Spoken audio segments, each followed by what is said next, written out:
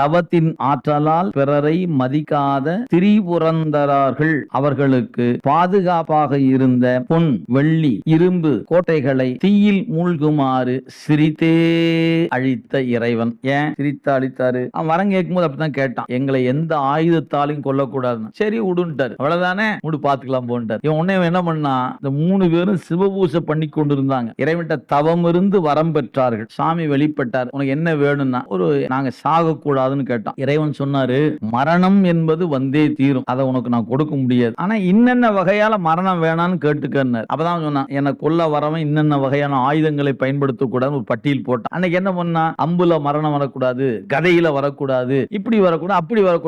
கேட்டதெல்லாம் சரி சரின்ட்டார். கடைசியா பாஸ் பண்ணி ஓகே அப்படி கையில் போட்டு கொடுத்துட்டார். பேப்பர் வான்னு சொன்னா, ஆஹா இனி எந்த ஆயுதத்தாலும் நம்மை கொல்ல இயலாது.